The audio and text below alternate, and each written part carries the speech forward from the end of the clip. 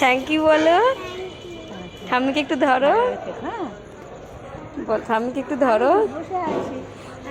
চলে গেল না সেদিন এর আগের দিন যেদিন একটু দেরি হয়েছিল 8:30 হয়ে গেছিল টাইমে। হ্যাঁ, টাটা দিয়ে দাও ঠাম্মিকে। কখন ফিরবে? একটা ছোট্ট ভিডিও ক্লিপ আপনারা দেখলেন, তো যেইটুকুনি বুঝতে পারলেন একজন মাম্মামকে কিছু গিফট দিলেন। তো প্রথম থেকেই বলছি যে ইনি কে বা কিসের জন্য মাম্মামকে গিফট দিলেন। আমরা আজকে খুব খুশি, তাই তো মাম্মা? খুব খুশি, মানে এটা গিফট নয়, এটা হচ্ছে আমাদের অনেক বড় একটা ভালোবাসা।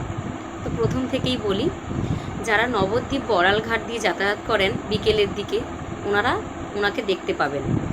তো আমরা তো শনিবার দিন মাম্মামের আবৃত্তি ক্লাসে যাই।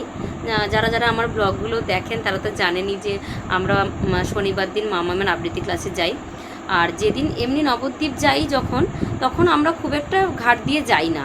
যেদিন মাম্মাম থাকে, শুধুমাত্র আমি মাম্মামের সাথে থাকি, সেদিন আমরা ঘাট দিয়ে যাই। আর নইলে আমরা গৌরাঙ্গ সেতু দিয়ে যাই যেদিন ওর বাবা যায়। তো সেদিন ছিল ওর জন্মদিন 8ই জুলাই। তার আগের কথা বলি, এবার আমরা তো শনিবার দিন আবৃত্তির ক্লাসে যাই, ওনার সাথে আমাদের দেখা হয় অনেক দিন, মানে অনেক দিন নয়, অনেক মাস ধরে ওনার সাথে আমাদের দেখা হয়। উনি বড়ালঘাটে ভিক্ষা করেন। আর যে রামকৃষ্ণ মিষ্টান্ন ভাণ্ডার আছে, যেটা একদম স্বরূপগঞ্জ ঘাটের দিকে আসতে কোণার মধ্যে, তার উল্টো দিকে একটা পানের দোকান আছে, ছোট্ট পান বিস্কুট। তো ওইখানে ওই কোণাটার মধ্যে উনি দাঁড়িয়ে দাঁড়িয়ে ভিক্ষা করেন। এবার প্রতি সপ্তাহে আমি আমার সাধ্যমতো ওনাকে কিছু দেওয়ার চেষ্টা করি, উনি অল্পতেই খুব খুশি হয়ে যান।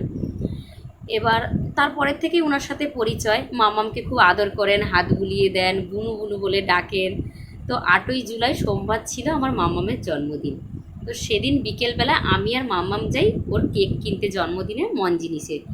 তো ওর বাবা সেদিন আমাদের সাথে যায়নি, ওর বাবার একটুখানি কাজ ছিল, যেহেতু ওর বাবা সন্ধেবেলায় দোকানটা বন্ধ রাখবে, ওর বাবার একটুখানি কাজ ছিল। তো বললো তোমরা যাও, আমি যাব না, আর আমার একটুখানি কাজ আছে, আর আমি একটু পরেই দোকানটা বন্ধ করব। আমি বললাম ঠিক আছে। তো উনি ঠিক মনে রাখেন যে আমরা শনিবারই যাই আবৃত্তির ক্লাসে। তো আমাকে দেখে, সেদিন সোমবার ছিল, তো আমাকে দেখে বলছে যে কী গো আজকে তোমরা আসলে? আমি বললাম হ্যাঁ, আজকে তোর জন্মদিন, একটুখানি কেক নিতে এসেছি, তুমি থাকবে তো এখন? বললো হ্যাঁ আমি থাকবো। দিয়া কেক টেক নিয়ে আমি বাড়ি ফিরে আসছি, একটা ছোট্ট কেক আমিও ওনার জন্য এনেছিলাম। তো মাম্মামকে দিয়ে দেওয়ালাম। তো মাম্মাম বললো যে ঠাম্মি নাও, এটা আজকে তো আমার জন্মদিন, এটা আমি তোমাকে দিলাম, তুমি খেও কিন্তু। আর আমি যেহেতু উনি বয়স্ক মহিলা, তো অনেককে তো বয়সকালে নিরামিষ খান, তো আমি তাই বললাম যে এটা নিরামিষ কেক, তুমি খেতে পারো।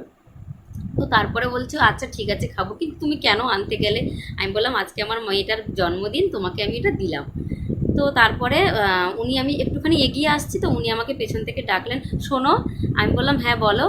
তো আমি না ওনাকে বলোই মানে তুমি করেই বলি। আসলে আমার না, আমি আপনাদেরকে ফোনের মধ্যে বা আমার ব্লগের মাধ্যমে আপনি করে বলি, কিন্তু সামনাসামনি না আমি কোনো মানুষকে খুব একটা আপনি করে ডাকতে পারি না, তুমি করেই ডাকি। এমনকি ছোট বাচ্চাদেরও আমি তুমি করে ডাকার চেষ্টা করি, তুইটাও আমার মুখ দিয়ে একদমই আসে না, মানে খুব কম। আমি মাম্মামকেও তুমি বলেই ডাকি।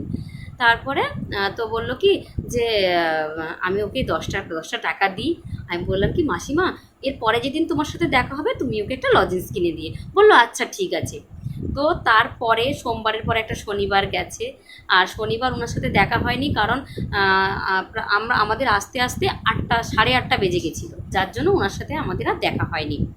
তো 8:30 তো আজকে এবার উনি যেখানটায় দাঁড়িয়ে ভিক্ষা করেন, তো ওখানটায় খুবই ভিড় হয়, মায়াপুরের যাত্রীরা আসেন বড়ালঘাট দিয়ে, ওই জায়গাটায় খুব ভিড় হয়। তো উনি আজকে করেছেন কি, যে ওই ভিড়ের মধ্যে যদি আমাকে খুঁজে না পান, আমাদের স্বরূপগঞ্জ দিয়ে যেটা নবদ্বীপ যাচ্ছে সেই ঘাটের এক কোণার মধ্যে, মানে যেখানে টিকিট কাউন্টার থেকে নেমে সিঁড়ি দিয়ে ওই কোণার মধ্যে দাঁড়িয়ে আছেন। আমি এগিয়ে গেছি, আমি কিন্তু ওনাকে দেখিনি, পেছন থেকে ডাকছেন একজন, ও আরাত্রিকা। এবার ওর নামটা জানলো কি করে? এতদিন তো ওনার সাথে কথা হয়, কিন্তু উনি নামটা জিজ্ঞাসা করেননি। তো সেদিন নামটা, ওর যেদিন জন্মদিনে ওনাকে কেক দিলাম, তো সেদিন ওকে নামটা জিজ্ঞাসা করেছিল যে বুনু তোমার নামটা কি? তো ও বলেছিল আরাত্রিকা। উনি ঠিক মনে রেখেছেন, আসলে ওর তো কঠিন নামটা একটুখানি, অনেকেই মনে রাখতে পারেন না, কিন্তু উনি মনে রেখেছেন। তো পেছন থেকে ডাকছে ও আরাত্রিকা, একদম স্পষ্ট। আমি পেছন ঘুরে দেখি কি উনি। তা বললো কি তুমি এর আগের দিন আসোনি? আমি বললাম হ্যাঁ এসেছিলাম, কিন্তু আমার বাড়ি যেতে যেতে 8:30 বেজে গেছিলো, তো এর জন্য দেখা হয়নি। বলে হ্যাঁ আমি অপেক্ষা করেছিলাম তোমাদের জন্য। দিয়ে ব্যাগের থেকে বের করে এই যে এই 3টে জিনিস, এগুলো সত্যি কথা বলতে আমাদের কাছে উপহার নয়, এগুলো ভালোবাসা। কালার পেন্সিল, একটা ড্রয়িং খাতা আর একটা ক্যাডবেরি। তারপরে তো উনি বললেন কি যে আসলে দেবো দেবো ভাবি, কিন্তু মানে ভেবেছিলাম তো দেবো পরের সপ্তাহে, কিন্তু আগের সপ্তাহে না আমি আনিনি ওর জন্য কিছু। তো আমি বললাম ও কিন্তু তুমি এত কিছু কেন আনতে গেছো মাসিমা? তো ওকে একটা তুমি লজেন্স কিনে দিতে শুধু, কিন্তু এত শুধু শুধু তুমি দিতে গেছো। বলে না আসলে তোমরা তো খুব আমার সাথে ভালো ব্যবহার করো, অনেকেই তো অনেক রকম। আমি এবার ভাবছিলাম যে তোমরা দেবো, তোমাদেরকে তোমরা নেবে কি না। আর ওর বাবা যদি কিছু বলে, আমি বলছি না মাসিমা, ওর বাবা পুরোই অন্যরকম, ওর বাবাকে একদিন তোমার সাথে দেখা করাবো। বললো আচ্ছা ঠিক আছে। তারপরে দিল, আমরা চলে গেলাম। আর কিন্তু মানে দুর্ভাগ্যবশত আজকেও আস্তে আস্তে 8টা বেজে গেছে, ওনার সাথে দেখা হয়নি। উনি আমার মনে হয় উনি 7:30 অবধি থাকেন, কারণ আমি যেই দিন 7:30টার মধ্যে চলে এসেছি ওনার সাথে দেখা হয়েছে আসার সময়, আজকে দেখা হয়নি। আর মাম্মাম তুমি কিছু বলো বন্ধুদেরকে। আর আপনাদের কাছে আমার একটাই অনুরোধ, যারা বড়ালঘাট দিয়ে যাবেন আসবেন ওনাকে দেখতে পাবেন, সাহায্য করবেন। আমার মনে হয় ওনাকে দেখে খুবই গরিব। আপনারা, আপনাদের কাছে অনুরোধ রইল, আপনারা ওনাকে কিছু সাহায্য করবেন কিছু দিয়ে। বলো মাম্মাম তুমি কিছু। সবাই কিন্তু সাহায্য করবে। ঠাম্মিটাকে হ্যাঁ, এই যে দেখাও, একটা খাতা দিয়েছে, জোরে বলো। ক্যাডবেরি দিয়েছে। আর একটা কালার পেন্সিল। এগুলো আমাদের কাছে কি বলতো অনেক ভালোবাসা, তাই তো। তো আজকের ব্লগটা, এটা তো ব্লগ নয়, এটা একটা মানে ভিডিও ক্লিপ বানিয়েছিলাম। তো ব্লগ আসবে, জন্মদিনের ব্লগটা দেওয়ার চেষ্টা করব, কারণ জন্মদিনের ব্লগটা দিইনি, যেই ফোনের মধ্যে জন্মদিনের ভিডিওগুলো করা ছিল ওই ফোনটা খারাপ হয়ে গেছে।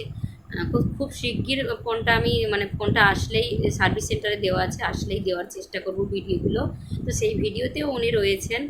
তো টাটা, ভালো থাকবেন, সুস্থ থাকবেন, পরের একটি ভিডিওতে দেখা হবে।